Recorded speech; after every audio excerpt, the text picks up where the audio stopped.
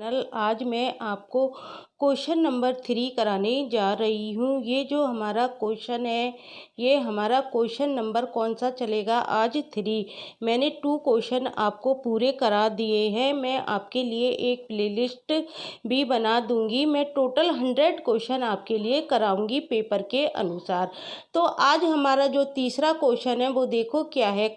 कबीर के बारे में है। कबीर कवि की अपेक्षा समाज सुधारक अधिक थे। इस कथन की समीक्षा कीजिए। हमें कौन से कथन की समीक्षा करनी है? कबीर कवि की अपेक्षा समाज सुधारक अधिक थे। इस कथन की हमको क्या करनी है? समीक्षा करनी है। आपको बताना है कि कबीर हमको समाज सुधारक किस प्रकार से दिखाई देते हैं। अथवा क्वेश्चन आपसे कैसे पूछा जाएगा, कबीर ने अपने समय की परिस्थितियों में समाज को सही दिखाने का प्रयत्न किया।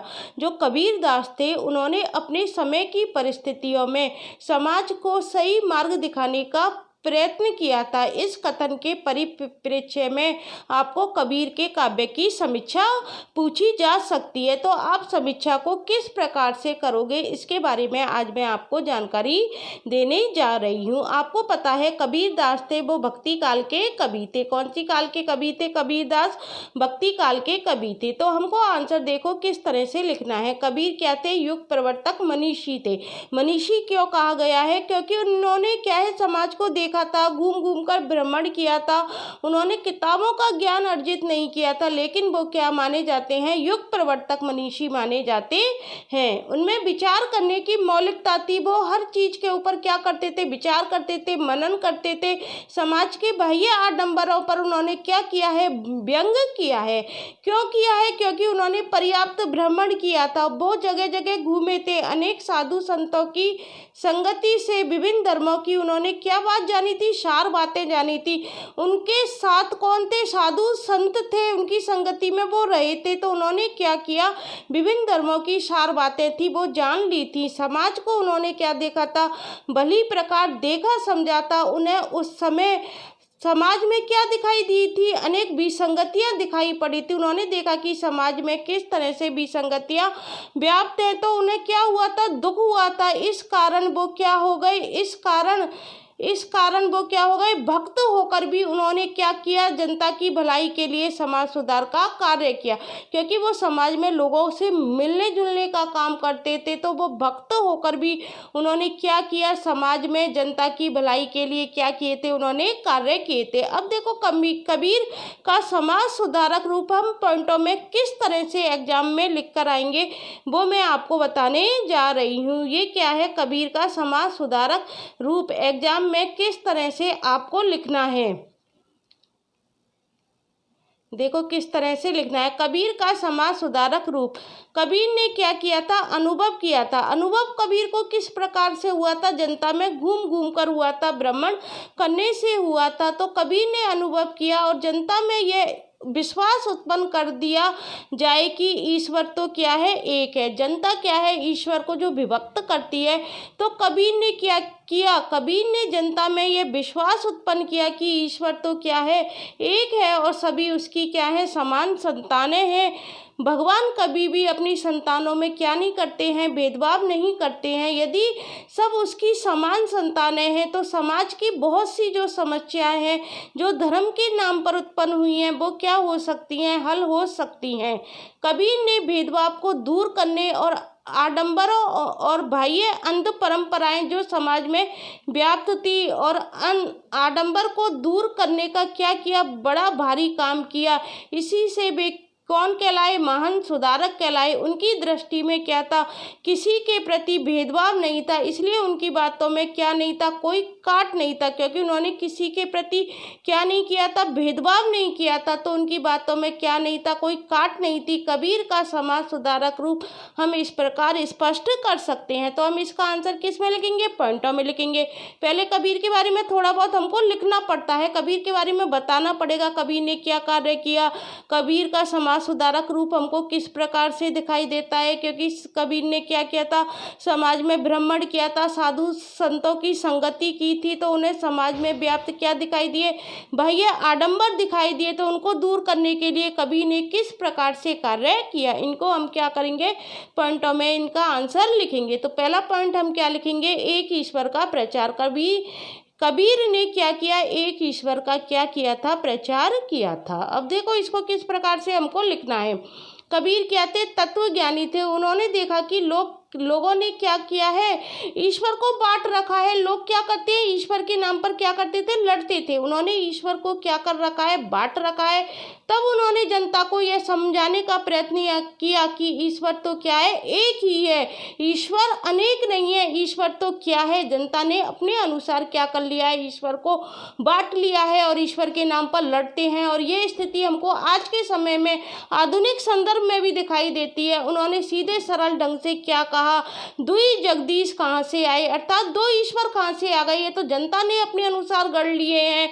ईश्वर तो क्या है, एक है। कबीर ने क्या किया है, हिंदू और मुसलमानों को ध्यान में रखकर क्या किया, कबीर ने निराकार ब्रह्म का क्या किया था, प्रचार किया था और अवतारवाद का विरोध किया।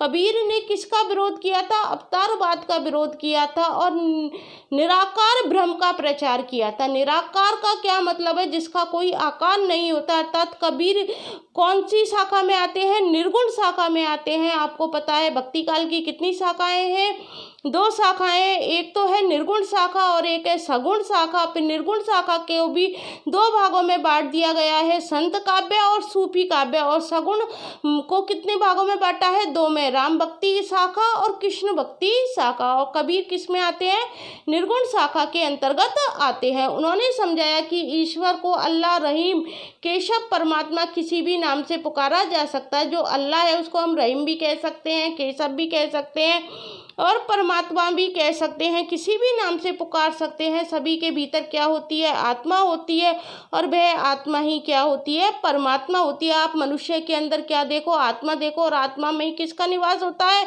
परमात्मा का निवास होता है। इसलिए मनुष्य सेवा ही सबसे बड़ा क्या मानी गई है, कर्म मानी गई है। इसी को पहचानना चाहिए। परमात्मा क्या है, सर्वत्र व्याप्त है। एक एक तिनके में आपको परमात्मा दिखाई देगा। अल्लाह, खुदा, राम, शिव आदि के नाम पर झगड़ा करना क्या है, अपने आराध्य को अलग और बड़ा मानना क्या है, अज्ञान का परिणाम है। इस बात को कौन कहते हैं, कबीरदास कहते हैं।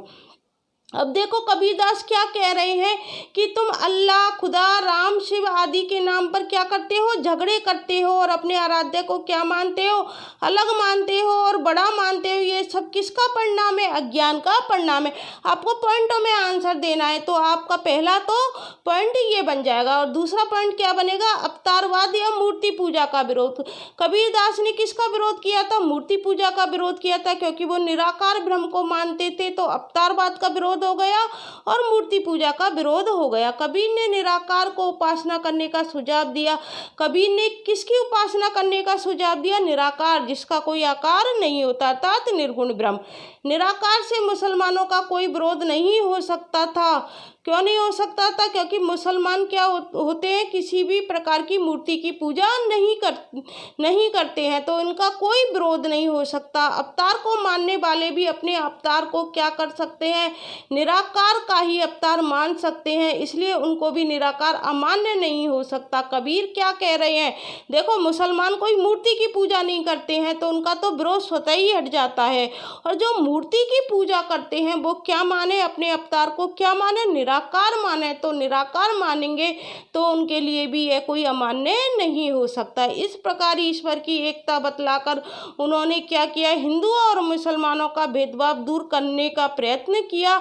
और उन्होंने क्या किया, अवतारवाद का विरोध करते हुए क्या कहा, दशरथ सुत त्यू लोक बखाना, राम नाम का मरम न जाना। यदि तुमने राम नाम का मरम नहीं जाना तो तुमने क्या जाना, दशरथ सुत त्यू लोक बखाना। लोक में क्या है, दशरथ पुत्र के नाम से वो विख्यात है। तुमको किसकी जरूरत है, राम नाम के मर्म को जानने की जरूरत है। उन्होंने क्या किया, मूर्ति पूजा के विरोध में और भी बातें कही हैं। उन्होंने मूर्ति पूजा के विरोध में देखो कौन सी बातें की हैं, पाथर पूजे हरि मिले तो मैं पूजूं पहाड़।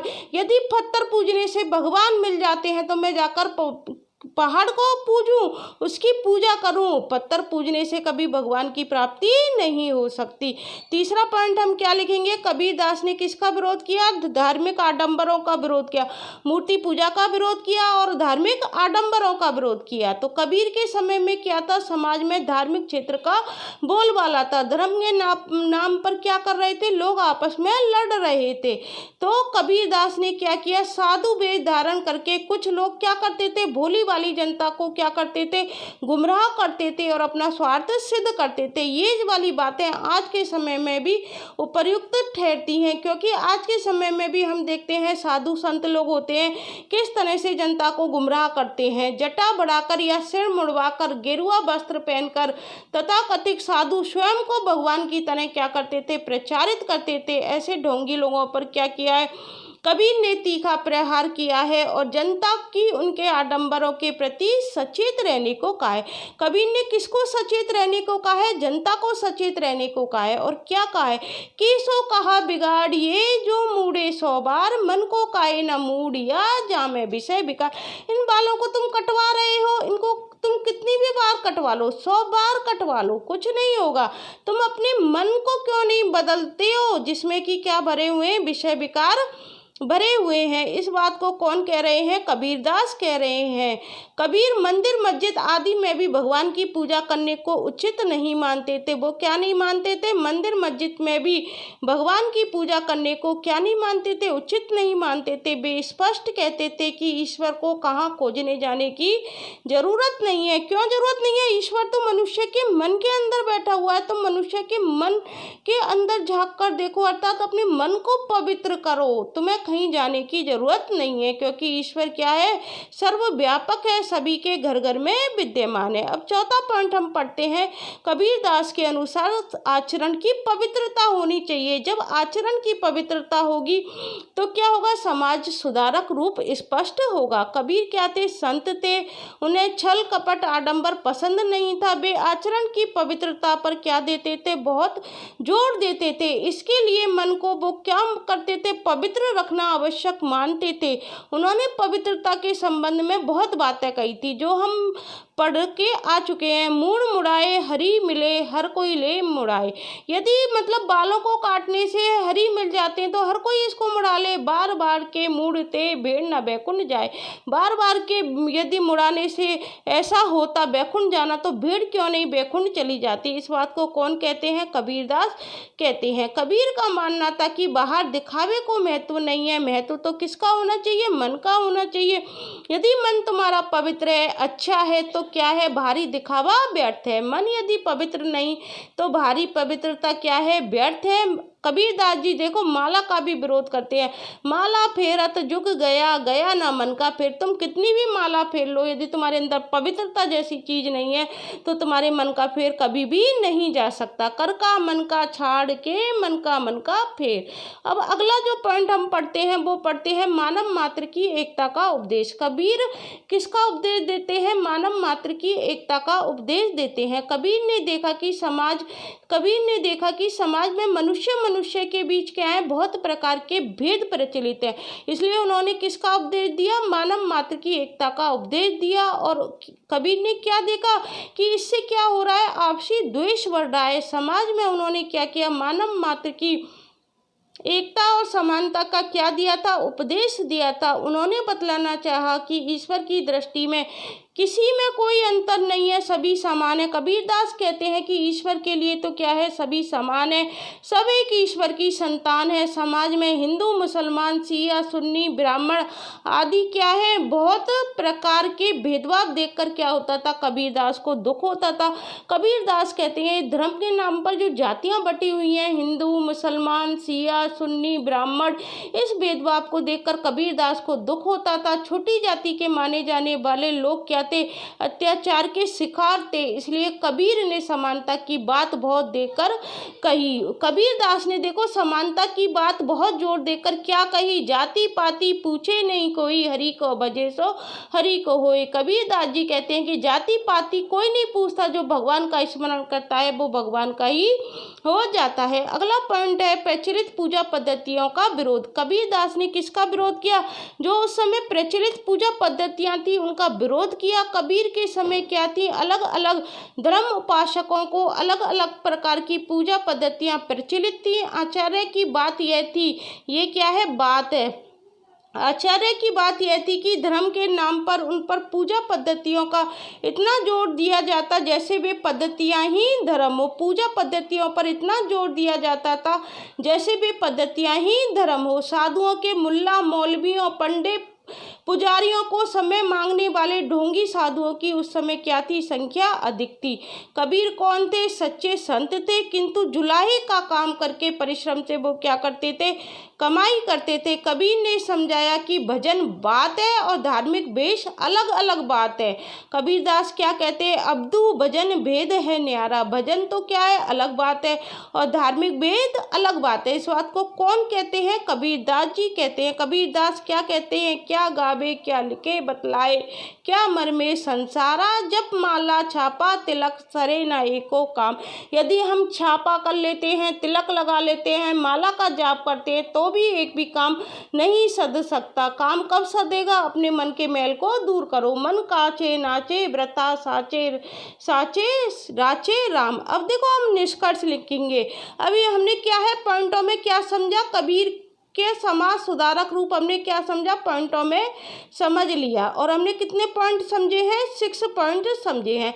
इन 6 पॉइंटों को आप याद कर लेना और फिर उसके अनुसार आप अंदर का मैटर तैयार कर सकते हो। अब हम निष्कर्ष में देखो क्या लिखेंगे। इस प्रकार स्पष्ट है कि कबीरदास जी ने अपने समय की समाज की अनेक विसंगतियां दूर करने का क्या किया था, प्रयास किया था। उन्होंने समानता, प्रेम की भावना अपनाने पर जोर दिया। दिखावा, ढोंग, आडंबर को क्या बताया उन्होंने, ताजे बताया। उनके विचार आमूल चूल परिवर्तन लाने वाले थे। इस प्रकार हम क्या कह सकते हैं, कबीर कौन थे, महान समाज सुधारक थे। तो गाइस आज ये तीसरा क्वेश्चन जो मैंने करवाया है, कबीर का समाज सुधारक रूप, आशा करती हूँ आपको समझ में आ गया होगा। यदि आपको मेरी वीडियो अच्छी लगती है तो प्लीज़ इसे अन्य छात्रों के लिए शेयर करना ना भूलना और इसको लाइक करना मत भूलना, क्योंकि लाइक करने से क्या होता है, ये वीडियो अन्य छात्रों के पास भी पहुंच जाती है। Thank you guys.